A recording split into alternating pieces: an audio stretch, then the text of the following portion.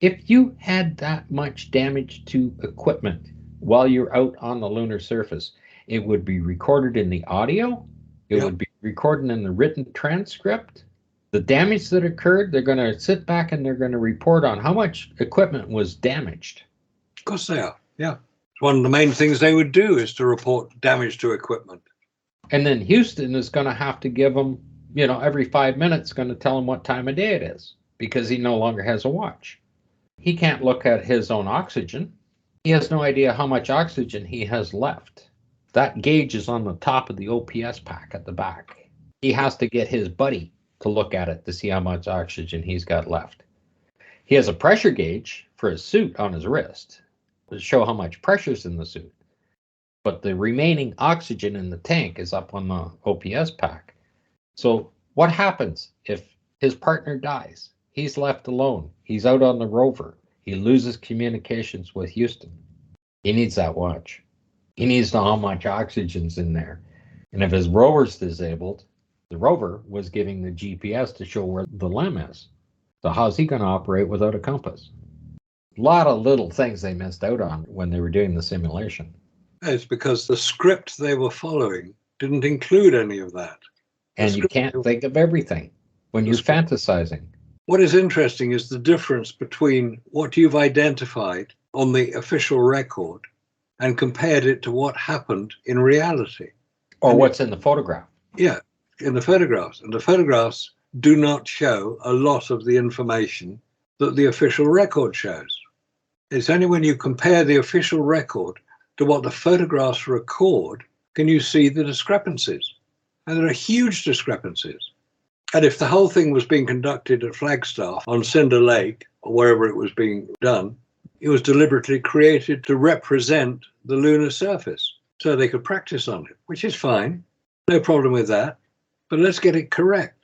Now, could the fact that Apollo had so many problems that we've identified, you've identified many of them, and could confirm them from the photographic record, which we're told is the official record of the lunar landings, the photographic record, which of course is a bit of a problem in itself because photographic film is damaged in a vacuum, but of course it's not damaged at Flagstaff, even though Flagstaff is 5,000 feet above sea level, but it's not high enough to affect photographic film.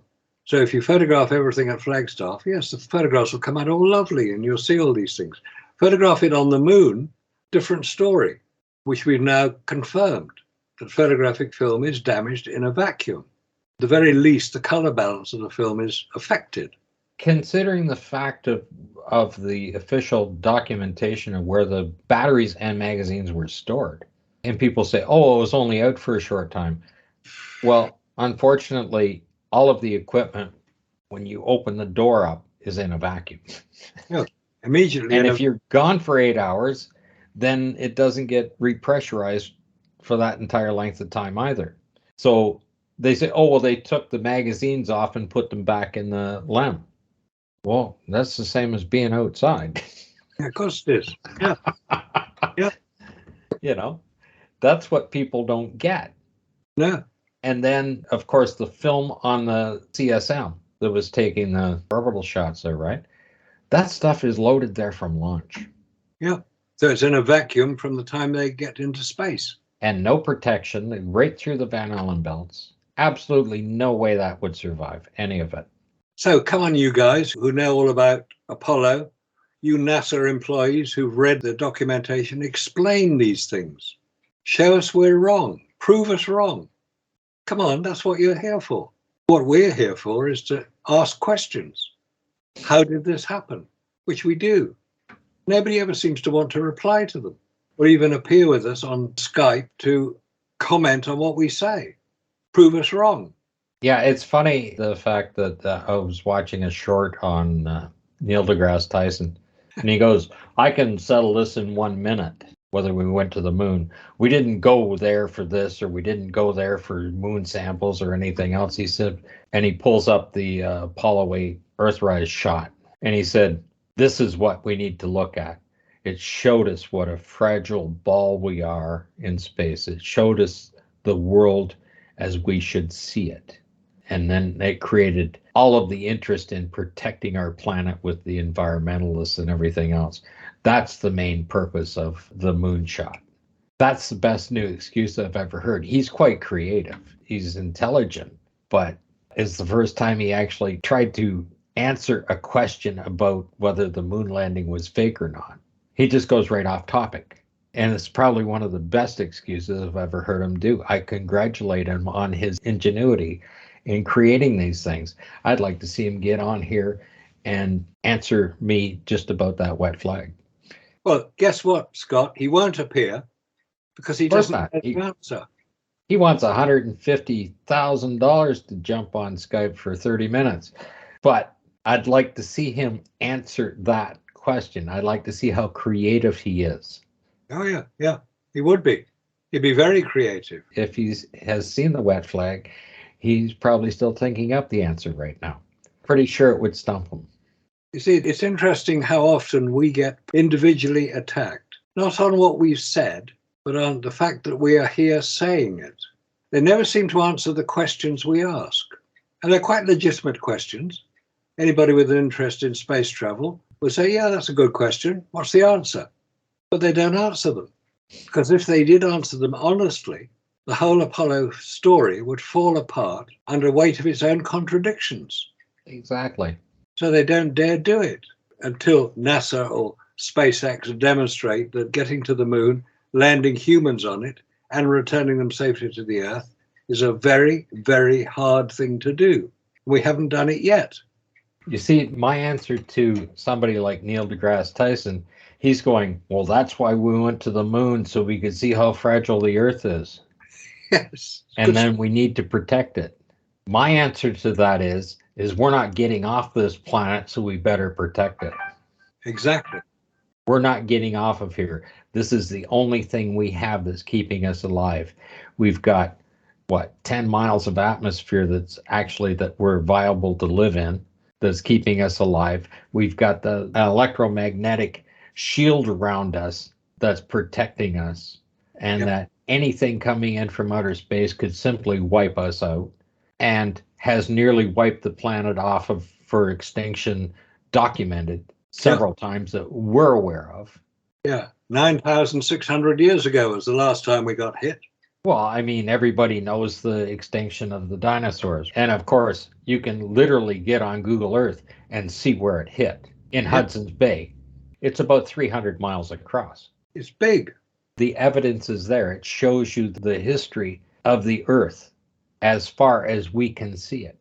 But quite literally, as a civilization, we need to protect our consumables. No different than NASA. If you're actually in a rocket, you're going to have to protect your consumables. And we don't see that in Apollo. Because they hadn't thought of that. They hadn't worked it out. We've had 50 years of looking at this information. We've had 50 years of questioning it. Well, I have. And we haven't got the answers yet.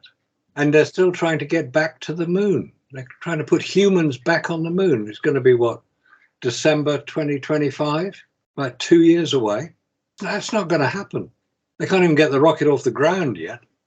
Keep it in one piece for a couple of minutes. It's very sad because they're building up our hopes, keep referring back to Apollo. Now, if Apollo never happened, they can't refer back to it because it doesn't record real events, records fictionalized events, fraudulent, fakery. That's what it records. So if people are assuming Apollo is the way forward, they're very much mistaken, which they're beginning to find out.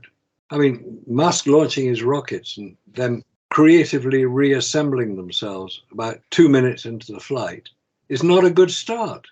Exactly. The thing is if Apollo didn't work, which it didn't, just take one technical thing, like these rocket engines aren't going to get us anywhere. They're not the right type of mechanism, propellant or anything else to use there. The weight penalty to having liquid fuel is far too great to have any achievable results. If that became a fact, then all of this other stuff and all the other money that's being put into these other programs that are using the same type of rocket fuel or propulsion system is a complete waste. Can't admit to that either. But we don't have anything else. Not at the moment. all of the little, ion systems and, all of the other drive system is all fine and dandy. And I looked at the ion systems that they were looking at. The amount of power it takes to get like 25 pounds of thrust is unbelievable. You need a nuclear power plant behind it to build into these things, to put the power out to do it. And it's a continuous thrust. That's what you get with an ion technology. Yeah. But there's also one of the ion technologies I was looking at doesn't work in space. It only works within an atmosphere. Oh, God, that's a problem. That's a problem. You need to have molecules there to work with. How then do you take that to space? And then all of a sudden, oh, yeah, it works in space too. Well, I couldn't find any documentation on that either. No, they just say it. And it's quite interesting when you get into these different types of things, right? And then, of course, you get the boys jump in there and they come up with these things that are completely over unity. And these slingshot effects off of planets to gain speed. Well, I'm sorry. You have to turn the gravitational pull down once you go past it to get the slingshot effect out of it, right? It really doesn't work. You can, for a very small of an effect between the Earth and the Moon, because the Moon moves away and around like as you're rotating, right? So you're coming into contact with it on a cyclical thing, the difference in the gravitational pull. It's not that big of an effect. You might have to be doing that for months to pick the speed up, right? It's just not going to happen overnight. You're not going to get that slingshot effect off of it. And I do understand that between two orbital bodies that you can get that slingshot effect, and it's quite technical. The guy that wrote the paper on it, I think he got a Nobel Prize for it or something, that wrote the whole thing on the slingshot effect. It doesn't work when you go out there because you constantly have the sun's gravity as you're going away. It's always there all the time. So you can't just sit there and say, oh, I'm going to float freely between here and Saturn. And then I'm going to get a slingshot effect off of Saturn. Yeah. Because the sun is still that direct pull all the time as you're leaving everything else. And now we're back to Voyager 2. And also, if you've got your slingshot effect, you're attracted by the gravity of whatever planet is you're slingshotting past. But you're also affected by the gravity as you go away from it. So it cancels out. Conservation of energy is one of the basic laws of physics. Yeah, but if you have that secondary orbital body out there, if you're going by slingshotting into the Earth and the moon's out there on the far side, you pick up that little bit of difference from the gravitational pull of the moon. It's a very little bit. Well, it's the same as us having a full moon here that affects the tides. That's where the whole theory comes from. The difference you get in the tidal flow when you're dealing with a full moon, you get that higher tide. That's the difference in the pull, where they're getting that slingshot effect from. But you can't get a slingshot effect between here and Saturn because the sun's going to stop you. The sun's got the big gravity. Well, it's able to pull Halley's Comet back every 75 years or so. Keeps all the other planets orbiting around it. It can't seem to escape, and it's traveling a lot faster than our satellites are. Oh, yeah, it is. What I wish to talk about is the rungs are 8 inches apart. Right, so you go 2-3 rungs up and you measure it down, right? You should have 24 inches. Yep. And you bring it down to there, that's 24 inches, right down to the bottom of the leg. Is the equivalent distance of 3 rungs. But that distance is supposed to be 32 inches. That's the compression of the leg. So here they're saying Buzz Aldrin's 5'8". There's the 8 inches right there. And if you take this one, 1, 2, and 3, and measure it down to there and bring it down, it comes down to there, just at his knee. This leg is 4 rungs in distance, not 3. So it is the 32 inches. Down to there, and you bring that down, that's the 32 inches down. The rungs being 8 inches apart, that's 4 rungs. It's 32. So this leg is longer in this photograph than in the other photograph. That's number 1. Right. So that's a difference of 8 inches in the length of this leg compared to this leg down. Yeah, I see. This leg is 8 inches shorter from here down than the other leg. So when he's standing here, he's looking and he's going, well, this is where it attaches in, and this is the height of the guy, and we'll just assume he's 6 feet high, because you can measure him off the thing. He's fairly close to 6 feet high. But you can see it comes in just almost at his hand, just below his crotch. There on the thing, we can measure this down. It's 24 inches down in this photograph, and when you come to this one, it's 32 inches down. On that photograph, where is the bottom rung? Is it where your pointer is now? Yeah. That's where the bottom rung is. Yeah. And the leg is supposed to have 32 inches of travel for compression. Yeah, that's true. Yep. Okay. And we can see that it's 32 inches from here down using the 8 inches of the step. We can see where it's attached there. His knees are bent, and you can see his head height sitting there on the thing. So then when you come back to the article, and he's going, oh, this actor is only 5 feet tall based on this height here. And this leg is already 8 inches shorter than the leg on this leg is 8 inches longer. And Buzz Aldrin is 5'8". And he's saying that the actor is only 5 feet tall because of where his head comes up here against where the flag is mounted. That's the whole purpose of this article, is to say that they're using midget dwarf actors to shoot this scene. In those photographs there with the NASA chappie standing next to it, the leg is much shorter in that picture there. Yeah, well, we just measured that. Yeah, now that bottom rung is more or less level with his crotch, okay? Yeah. Because Buzz Aldrin had his feet bent and he was standing inside that. So if that is the bottom rung there. There's his waist there, he's bent. But if he came off of that and he was standing down on the ground, and this isn't perfectly level ground, you can see the difference. Like this article is about the astronaut being 8 inches shorter in stature. And you can measure it between this part of the leg and this part of the leg. There's 8 inches difference right there. And the whole article is based on this photograph, on the height that appears, his head appearing the height where it mounts in as compared to the height where it's mounted in here. And that's not taking into account, that's the flag holder right there. That's the top of it there, and that's the top of it mounted in there. And that's what the whole article is based on. But you've already got 8 inches difference in the leg height between this leg height and that leg height. Yes, you have. Yeah. I can't imagine when you are under a very restricted time frame to put together a moon landing in such a short order that you would have to manufacture spacesuits for midgets. Yes, you would. Yeah. And all of the astronauts that were selected, all 60 astronauts, they were within a range of an inch or so of 5'10" and 180 pounds.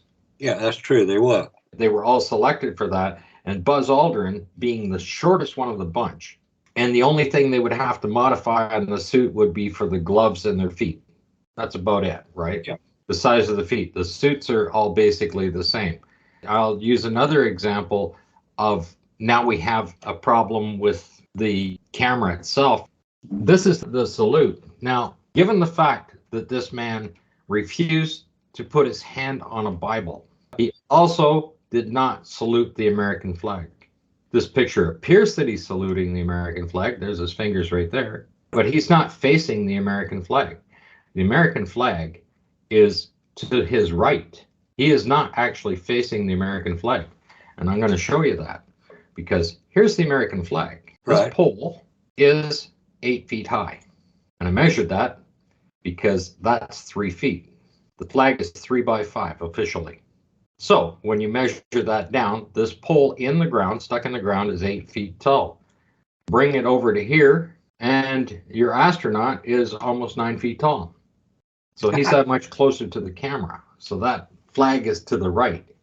He intentionally is not saluting the flag because he intentionally did not put his hand on a Bible. How do you like that? Interesting. And of course, the shadow of the flag, you can just see the trace of the shadow of the flag is there to his right. Yeah, it's not very far from him. Yeah, but he's standing closer to the camera, and he's facing to the left. So he's not actually looking at the flag. So he's not actually saluting the flag because it's to his right. And that's why he's over 8 feet tall. And that's just a matter of perspective of the camera, right? What the camera's doing. So you have the same perspective when he's coming down the ladder and they're taking the video shot of him. He appears to be shorter because of the perspective that's being shot with the thing. This is just another example of it. Then you take another example of him there and you measure him for height there and you bring it over, and now he's only 4 feet tall, right? Like he only comes up to there. That's 32 inches down, right? Now he's only 4 feet tall. Are you taking it from the point at which the struts intersect? Yeah, well, that's 32 inches up to the base of the secondary strut. But that's the height of him in the photograph. That's his height there, and you bring it over to there. And that's just a difference in perspective. Yes, it will be. And that's exactly what you're seeing here.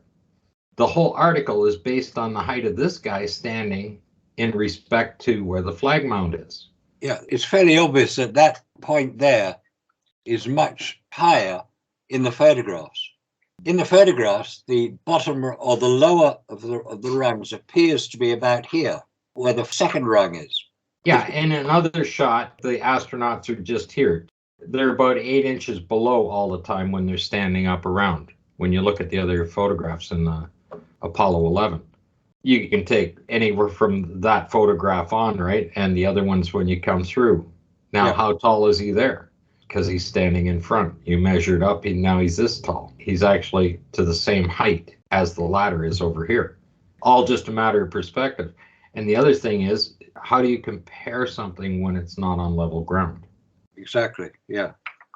Every time you take a shot, you can see the variance in the height. Here was Buzz was just standing over here in the other picture, right? And he only appeared to come just a little bit above the thing. Then you have, this is the only shot of Neil.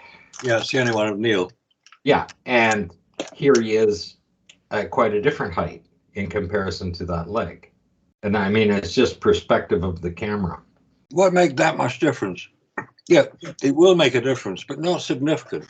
Right, and if you take the 8 inches difference in the two legs being displayed in that article, and you got a 5'8" astronaut, and you take that 8 inches difference, now he's 5 feet tall.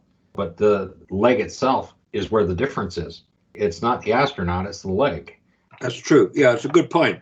This particular photograph, Robert and I were discussing if that's actually the side of a light bulb putting down the hot spot on the ground here. They actually got a picture of the bulb because there's absolutely nothing on the LEM that sticks out that far. Let's open up first with gigaparsecs. What is he claiming? He's claiming that I'm wrong in the timeline in which I described the mission to happen. He doesn't believe that the American people would be interested in erecting the American flag and saluting it after they came down off the EV-1. He's content to state that they weren't interested in that. They were not interested in setting up the experimental equipment.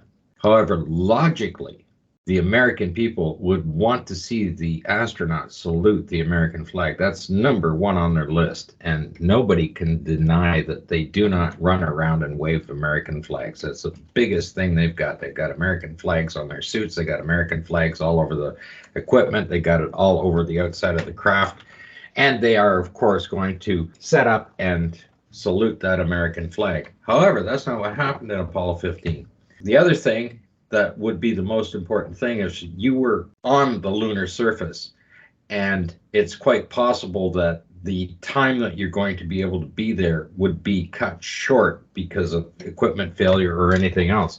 The first and most important thing that you're going to do is set up that experimental equipment, because it will remain there and keep working, as NASA claims, for years afterwards, collecting data. So it's number one in importance for the entire mission is to get that equipment set up first. That did not happen in Apollo 15.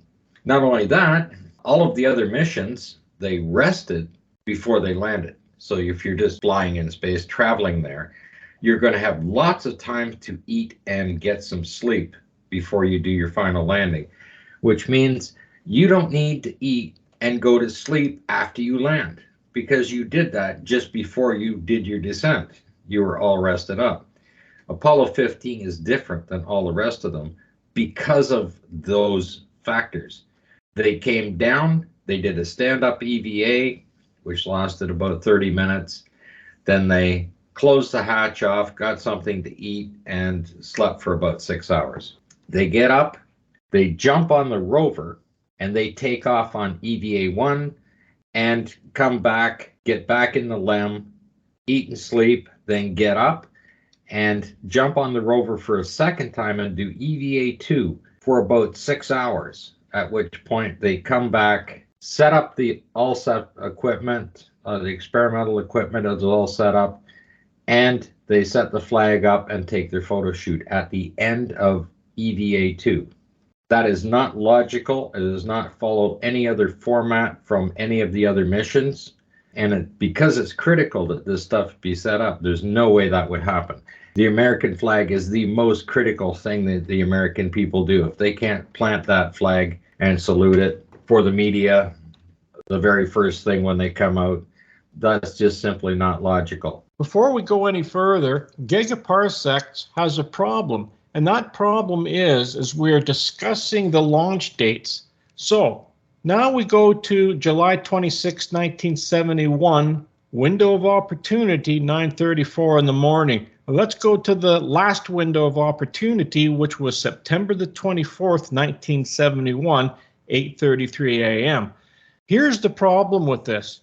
If you take off at a different date than you're going to leave and arrive at the moon, all those cuff checklists were already produced 3-4 months in advance of this. So when they get there, it could be if they left on July or if they left on September. You have to pick the date here because you only have one set of cuff checklists. You can't change them now. They're already made. So which date are you going to take off on? They had another one, for example, August the 25th, 1971. Well, that means now you would have to make up 3 sets of cuff checklists, which they did not do. Nothing will make sense. It will not add up. And that's why we have all these different discrepancies here. That's right. You have a half a dozen different landing locations because of the position of the moon. When you're taking off in these launch windows, you're not necessarily going to be able to land at Hadley Rill. Even if you're off by an hour in your launch time in those windows, you're likely not going to be able to land in the location. And that's why they have a half a dozen different landing locations for them to go to. However, the cuff checklists, the stations that are laid out are on there, and the timeline in the cuff checklist is already predetermined and written for them to do.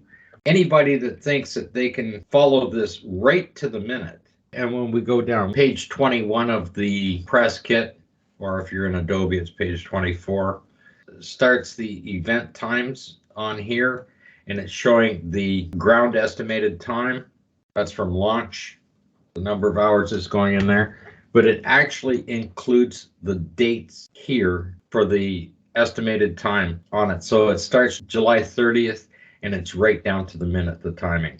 At 7:44 p.m., they do the stand-up EVA. How can that be in the press kit when the press kit is released months before launch? The only way that could be there is if they've already finished the mission, they've done all the simulations, they've done all the faking, everything else, and then prepared this document. It can't be the other way around. You can't be to the minute to follow this. Nobody went to the moon ahead of them and laid out all the stations for them. It's quite simply as that. As you go through and you read this, you are going to see the amount of detail that is described in each one of these timelines.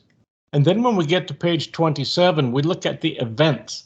Arrive at stop area 5-6 on crater rim, slope, samples, photos, soil mechanics, and trench. Then we get to the next one. Arrive at stop 7, secondary crater cluster near 400 meters crater, collect documented samples, Oh, wait a minute. Collected documented samples. Documented. Yeah, how can you collect documented samples when you have not been there before to collect those samples in the first place? Well, that means that NASA already had these samples and had written the entire description, have analyzed them, written the documentation on them, and then laid them out on a fake lunar set for the astronauts to collect. Anyway, as anyone can see in these PDF documents that NASA has produced, these impossible timelines right down to the minute, you couldn't reproduce that. Even on a set, you couldn't go back and copy this if you were on a movie set and you had a guy with a stopwatch. Any little thing would happen, and you're not going to be on that timeline. Some little thing, you need to adjust the guy's makeup, and you're going to lose a couple of minutes. That's on a movie set. This is on the lunar surface, and they've got it right down to the minute. Not only the overall time, the ground elapsed time, but the actual date, time, and right down to the minute to follow it. And that goes through everything from launch to splashdown, is right down to the minute on every one of these missions. And I do believe we had discussed this once before a few years ago. But when people start bringing it up in the comments and say, what's wrong with that? This is what's wrong with it.